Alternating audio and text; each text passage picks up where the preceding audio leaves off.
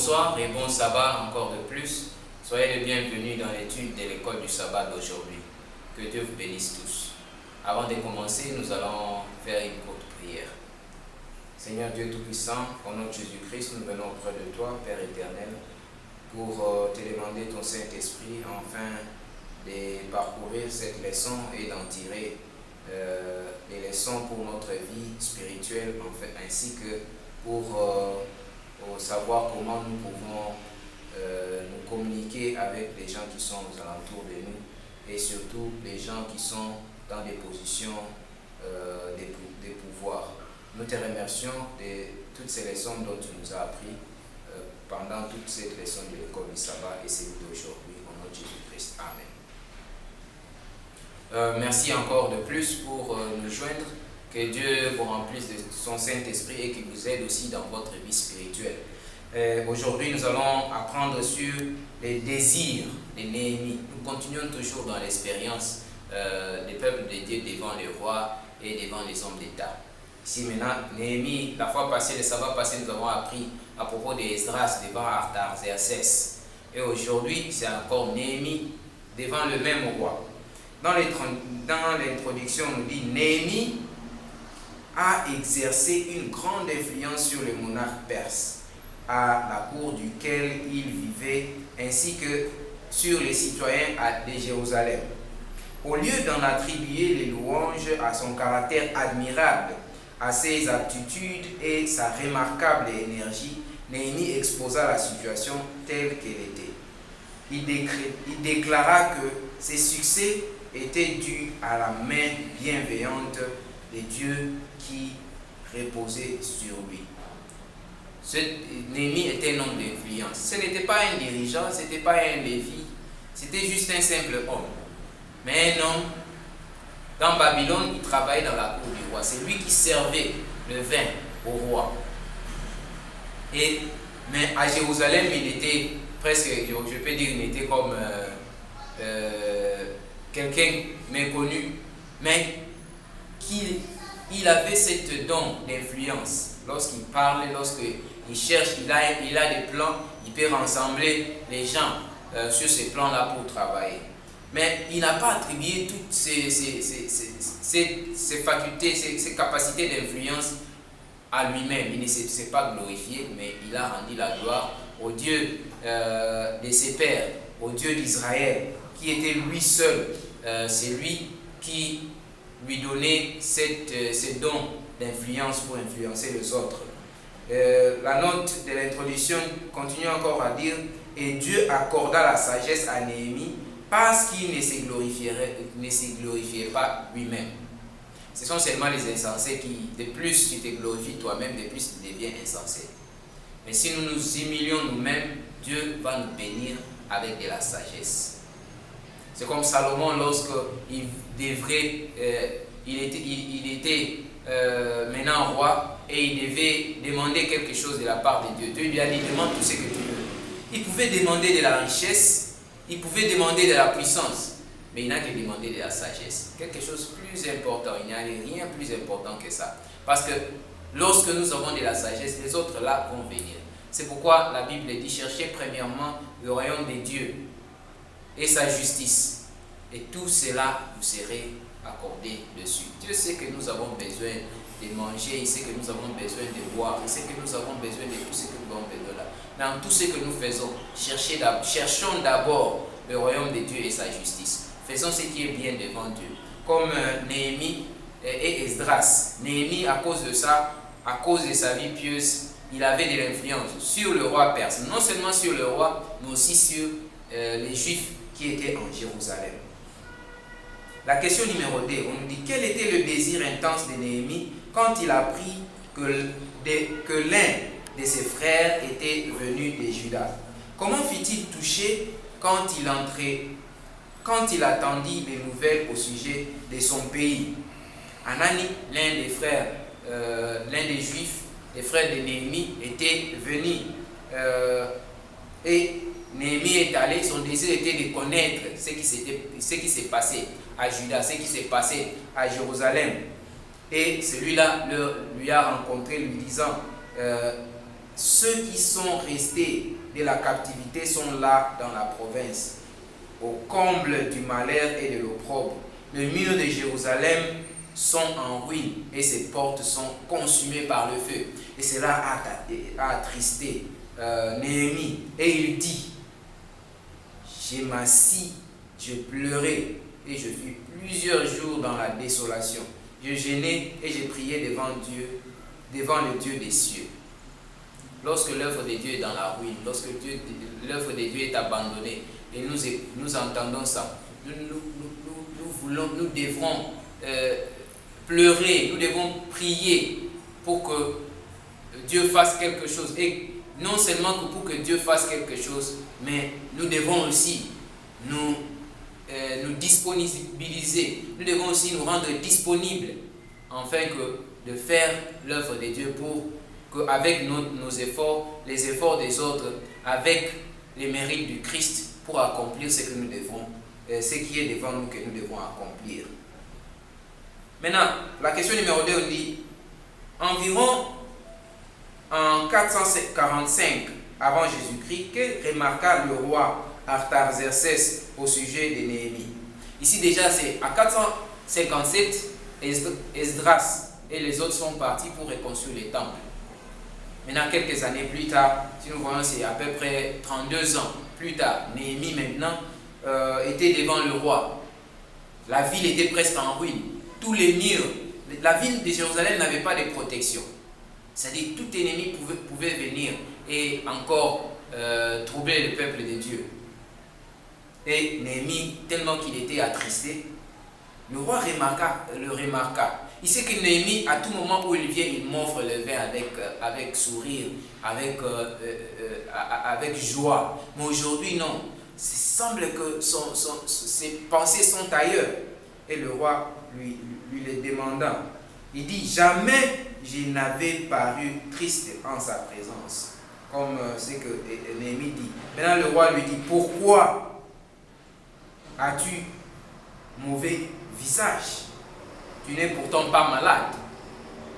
Néhémie lui répondit, comment n'aurais-je pas mauvais visage lorsque la ville où sont les sépulcres de mes pères est détruite et que ses portes sont consumées par le feu? Souvent ça nous rend de la tristesse, ça doit nous rendre de la tristesse aussi lorsque nous voyons que l'œuvre de Dieu quelque part, dans un pays, ou bien dans une ville, ou bien dans une église quelconque, est entrée et secouée par les tentations du diable. Lorsque nous voyons que l'œuvre de Dieu est freinée par les agents du diable, nous devons chercher à faire quelque chose. Néhémie ne s'est pas seulement entendu seulement, il ne priait pas seulement, mais il cherchait une opportunité. La question numéro 3, on dit, le roi était-il disposé à accorder la requête de Néhémie?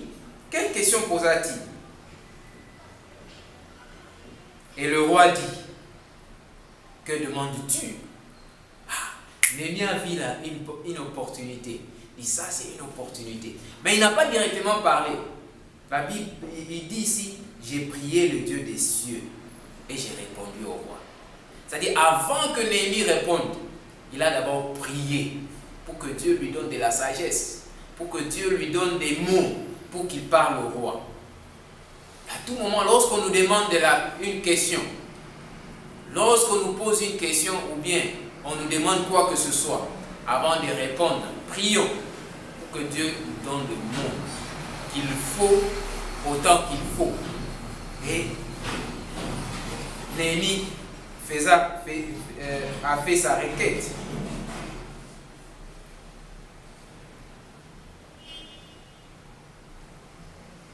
Dans l'esprit des prophéties, on dit nos âmes doivent être solidement ancrées dans la connaissance de la vérité si nous voulons amener autrui à quitter l'erreur pour la vérité. Nous-mêmes, nous devons être ancrés dans la vérité si nous voulons influencer les autres à la vérité. Néhémie, son don d'influence n'était pas seulement parce qu'il avait ça, parce qu'il savait comment parler, parce que non. C'était d'abord parce que lui-même était ancré dans la vérité. Il craignait Dieu, parce que lui-même était aimer la loi de Dieu et le pratiquer aussi. Cette influence-là se transmet aussi au roi, parce qu'il était comme l'ami du roi. Esdras et Néhémie, dans la cour royale, étaient comme des amis que de serviteurs, à cause de leur intégrité qui était connue de la cour royale. La question numéro 4. Quel document Néhémie demanda-t-il pour pouvoir recevoir des legs des autorités de l'autre côté du fleuve? Que fait-il quand il arriva dans son pays? Ici, Néhémie demanda des lettres. Il demande des lettres au roi. Je peux dire comme des lettres de recommandation. Souvent, lorsque nous avons une opportunité, nous avons parlé à quelqu'un à propos de la parole de Dieu. Et que cette personne-là désire enfin que les autres aussi entendent ça. Ou bien, non seulement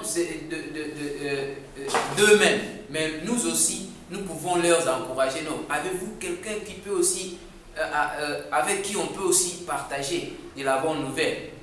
Et en ce moment-là, lorsque cette personne dit oui, je vais demander une référence. Peut-être une lettre de la part, non, pour que lorsque vous arrivez vers la deuxième personne, il peut vous recevoir avec joie, parce qu'il connaît celui qui vous a envoyé. Et c'est comme ça que Néhémie demanda des lettres de recommandation au roi, pour qu'il aille au gouverneur, pour qu'il ait tout ce qu'il avait besoin pour reconstruire les murs du temple, les murs de Jérusalem qui étaient en ruine. Sous le sous-titre analysant la situation. Question numéro 5 nous dit: quelle fut la première préoccupation quand il arriva dans la ville? La première préoccupation de Néhémie était d'inspecter. Il est d'abord allé inspecter le muraille de la ville pour voir dans quelles conditions était-il.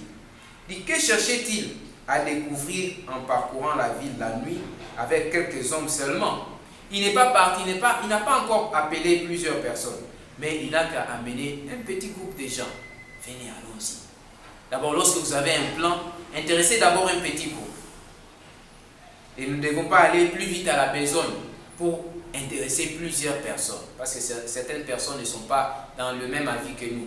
Cherchons peut-être des petits groupes de gens qui ont ce zèle-là pour servir. Ces gens-là qui ont ce zèle, si c'est un plan pour l'évangélisation, nous devons chercher un petit groupe de gens qui ont ce zèle-là, qui ont cet esprit missionnaire pour aller et faire l'œuvre de Dieu. Et avec eux maintenant, nous pouvons maintenant faire le travail d'influencer aussi les autres pour qu'ils se joignent avec nous dans ce travail. C'est ce qu'a fait Néhémie. Il est parti dans la nuit pour que les autres ne savent pas qu'il planifiait. C'est comme ça que nous devons le faire. Nous faisons un plan de nous-mêmes et puis on appelle un petit groupe avec qui on se consulte pour amener ce plan-là à un niveau quelconque pour que ce plan soit acceptable par tout le monde. C'est ce que nous devons faire. Et la question numéro 6 nous demande: quel appel adressa-t-il au gouverneur, aux prêtres et aux nobles dès qu'il détermina la condition exacte des murs et de portes de la ville? Maintenant, Néhémie appela les gouverneurs, les prêtres, les dirigeants de Jérusalem pour les présenter maintenant son plan. Et le verset 18 dit: et je leur racontai comment la bonne main de mon Dieu avait été sur moi et quelles paroles le roi m'avait adressées. Néhémie ne s'est pas dit: non, je suis allé et j'ai parlé au roi. Voilà, le roi nous a fait ceci et m'a donné comme ça. Je sais comment parler. Non, il a dit comment la main de Dieu était sur lui. Comment Dieu lui a accordé cette bénédiction de parler au roi et de tourner le cœur du roi en faveur du plan de Néhémie. Et tout le monde dit maintenant: lèvons-nous et bâtissons. Et ils se fortifièrent dans cette bonne résolution. Et ils ont planifié maintenant, ils ont dit: Nous devons, c'est ça le plan, et ils se sont dit les uns les autres, lèvons-nous tous et baptisons. C'est ce que nous devons toujours faire. Lorsque quelqu'un amène un plan, nous ne devons pas le chercher à détruire ce plan-là ou bien à amener d'autres, à essayer de détruire ce plan. Mais nous devons mettre notre force. Parce que c'est pas lorsqu'il y a un plan pour que l'œuvre de Dieu avance en avant, ce que nous devons faire, c'est de le soutenir pour être ensemble avec celui-là qui a amené ce plan-là. Parce que ce plan-là, ce n'est pas seulement pour lui, mais lorsque nous l'acceptons, ça devient aussi notre propre plan. Ça devient le plan de l'Église, ça devient le plan du chant, ça devient le plan de l'union, ou bien ça devient le plan de la conférence générale. Ce qui est décidé de là devient pour toute l'Église entière. Et tout le monde doit mettre une résolution unie pour accomplir l'œuvre de Dieu ensemble, selon le plan qui est accepté par tout le monde. Dans l'esprit des prophéties, on nous dit, il faut des Néhémies à l'église d'aujourd'hui. Non des hommes qui peuvent seulement prier et prêcher, mais des hommes dont les prières et les sermons sont empreintes d'un dessein bien arrêté.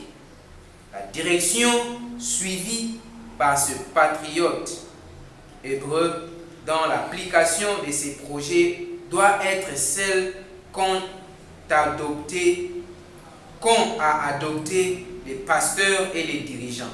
Lorsqu'ils ont élaboré leur plan, ils doivent les présenter à l'Église de manière à susciter à la fois son intérêt et sa collaboration. Les membres doivent comprendre ces projets et s'associer à leur réalisation. Ils auront alors un intérêt personnel dans leur prospérité. Lorsque nous amenons le plan vers les membres de l'Église, lorsque les dirigeants ou bien les pasteurs amènent les plans vers l'Église, ils doivent l'amener et bien planifier dans la manière dont ça va inciter les autres, les membres de l'Église, à s'unir avec nous pour accomplir ce plan. Des fois, les membres ne nous joignent pas à accomplir certains plans dans l'Église. Peut-être c'est de la manière dans laquelle nous présentons ce plan. Si nous-mêmes nous présentons ce plan avec des doutes comme si ça ne va pas s'accomplir, le doute est contagieux. Ils vont aussi avoir ce doute-là et ils ne vont pas aussi nous joindre dans ce travail. Mais nous devons bien élaborer pour susciter nous devons bien élaborer ces plans pour susciter leur collaboration aussi. On dit que maintenant, lorsque cela sera fait, les membres vont prendre ce plan-là comme si ça serait leur propre plan. La réussite qui couronna les efforts de Néhémie montre ce que la prière, la foi et une action sage et énergétique sont capables d'accomplir.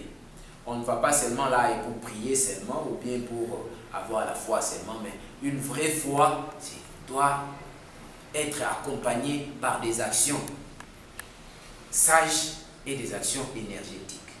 La foi vivante pousse une action énergétique. L'esprit manifesté par le chef sera également dans une large mesure manifesté par les membres. Si les dirigeants de l'Église ont des doutes dans les plans qu'il est en train d'accomplir, c'est pas. Il doit croire, nous devons avoir foi dans les plans que nous avons faits et qu'à travers l'aide de Dieu, cela va avancer. Nous devons manifester la foi. Lorsque, en tant que dirigeants, on manifeste la foi, et c'est là aussi, les membres de l'Église aussi vont aussi suivre le même pour que nous accomplissions pour que nous accomplissions l'œuvre du réveil et l'œuvre de la réforme parmi les peuples de Dieu.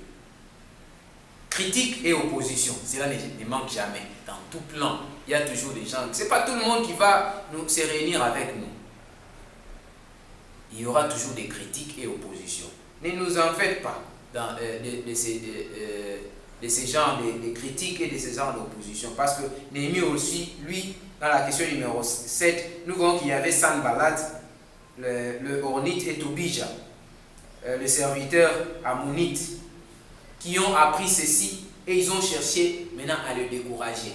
Mais Néhémie s'en foutait de ça.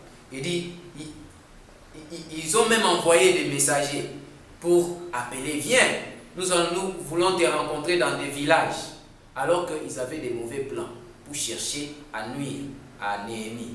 Mais Néhémie lui dit, j'ai un grand ouvrage à exécuter et je ne puis descendre. Le travail serait interrompu pendant que je les quitterai pour aller vers vous. Des fois, les gens, les critiques qui nous critiquent lorsque nous sommes dans l'œuvre, nous ne devons pas abandonner l'œuvre pour leur donner les oreilles. Oublions les critiques.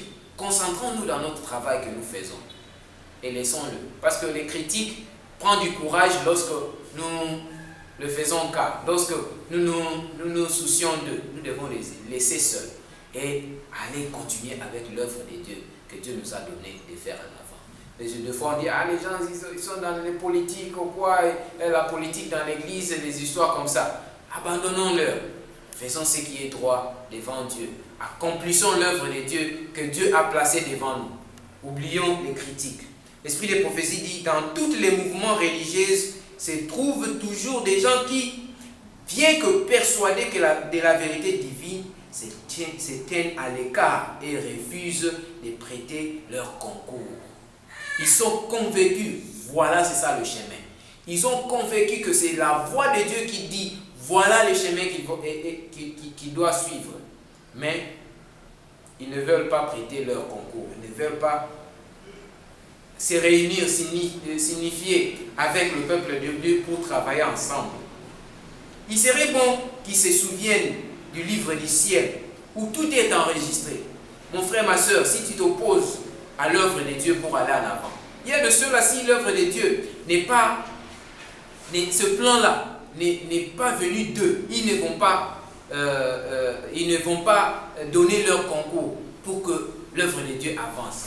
Ils vont chercher toujours à freiner l'œuvre de Dieu pour que ça ne réussisse pas, pour qu'à la fin ils disent, ah, c'est parce que on savait que non, ça ne va pas réussir.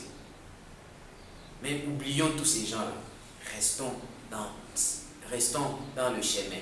Parce que ceux-là, leurs actes sont écrits dans les livres du ciel. Là où sont mentionnées toutes les occasions perdues. Là où tout ce que nous faisons sont mentionnés avec exactitude. Faisons attention, mon frère. Faites attention, ma soeur. Nous devons nous rassembler avec ceux qui s'assemblent. Soyons des Néhémies aujourd'hui. Cela ne dépend pas que nous soyons un dirigeant dans l'église. Nous ne devons pas être toujours même si nous n'avons pas une position ou bien une fonction dans l'église, mais faisons de tout ce que nous avons de mieux pour que le mur soit bâti, pour que l'œuvre de Dieu est en avant. Faisons tout ce qui est de notre mieux pour soutenir les dirigeants de l'église, pour soutenir nos pasteurs, pour soutenir nos anciens des églises, pour soutenir nos directeurs des missionnaires, pour soutenir nos dirigeants de l'évangélisation à chaque niveau de l'église, pour que l'œuvre de Dieu aille en avant en tout. Nous ne sommes pas là dans l'église juste pour chauffer les bancs ou bien les chaises de l'église, mais nous sommes là pour travailler ensemble avec les efforts des pasteurs et les efforts des ouvriers bibliques. Soyons des Néhémies aujourd'hui. Dieu a besoin de vous. C'est vous que Dieu appelle aujourd'hui pour que le mur de sa ville, pour que son église soit bâtie. Que Dieu vous bénisse aujourd'hui. Je remercie aussi le frère Simon qui nous a aidés avec la caméra aujourd'hui. Que Dieu vous bénisse et ayez un bon sabbat. Au revoir. À bientôt.